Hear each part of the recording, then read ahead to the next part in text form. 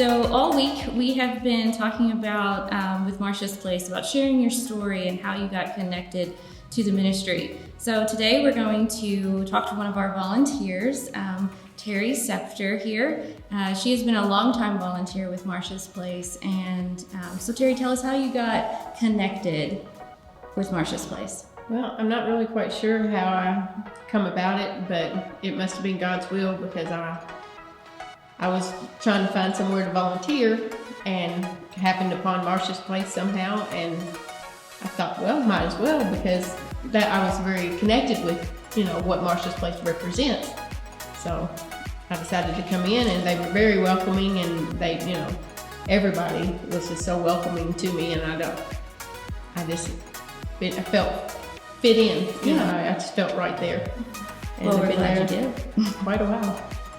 Awesome. So a lot of our volunteers have a personal connection with Marsha's Place, and you kind of touched on that a little bit. Do you want to tell us what your personal connection is?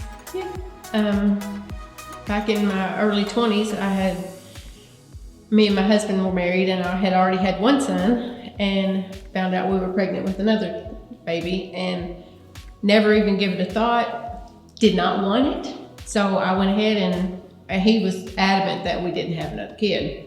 So granted, we took the steps to go about having an abortion. I never knew Marsha's Place existed, so I never knew there was help out there to go another route. So I went on and went to the abortion clinic in Louisville, and it was horrible. It was 12 weeks. I was already 12 weeks. And now I know that it was I knew it was a human life then too, but it was so painful. And I remember that laying on that cold table, and then people just coming in and out like I was nothing, and then they did it, and it was horrible. And I regret it ever since. Well, we are glad that you have found a home at Marsha's Place to be able to use that story to help other women and stand in the gap for them. Even if it's just not just praying. Prayer is the greater work, but praying for them and organizing things for them. And we're very grateful to have you. Well, I'm glad to be there. I'm glad to be able to help anybody else, because you do exist, and there is another option besides abortion. Yeah. They can always put it up for adoption. There's just numerous things that they can do, and they don't have to abort it like I did. It's not a good thing to go through, I promise you.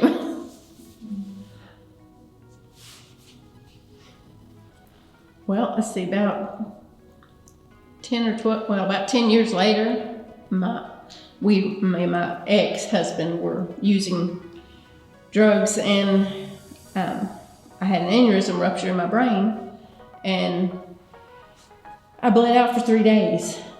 And they couldn't go in and cut me open and do the normal surgery, so they had to go in through my groin. And there was only one doctor in the whole tri-state area that could do that surgery at that time. And he did. And when I come to, I realized that God had saved me, and the life I was living was awful, awful life. And I didn't want to live that way anymore. So I told him right then and there, I promise from now on, I will do my best to do what you would have me to do. And I regret all my bad decisions. And I've been living for him ever since. That's awesome. Thank you. He did. He worked such a miracle in my life. And now it's like 14 years later, and I'm like, what have I done with my life since? I feel like I haven't done anything for him because of what he's done for me. What is my purpose? Is it to come to Marsha's Place and be a mentor to help these women that are going through abortion, or going through the chance of having an abortion? Or is it for me to talk to young women about using drugs? And, I know a lot of women that go to the jail because they were drug addicts, and they talk to those. I didn't have that experience with the jail. I didn't use drugs. As soon as I had that aneurysm, I was like, okay, I'm done, never using again. And I never did. So I didn't have that temptation anymore. Right. So, if you're a drug addict and you come to me and go, how did you get over it? I'm like, Jesus. I gave my life to Jesus. That's all I can tell them, because I didn't do anything. That's pretty profound. Yeah. That was another reason me and my ex got divorced, was because he kept trying to get me to use. I can't do this. It will kill me. Yeah. Do you not understand that? And he did. He didn't care. Yeah. Do they think the drugs caused the aneurysm?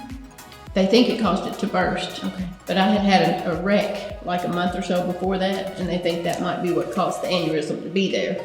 You have a huge story. Yeah, I know. Jesus healed you. Yes. And he offers them the same freedom. Now, what he decides or how he decides to give them that freedom isn't a burden for you to bear. Yeah.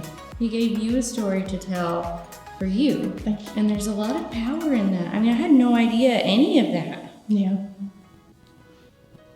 Well, thank you very much. You're Terry. welcome. Thank you.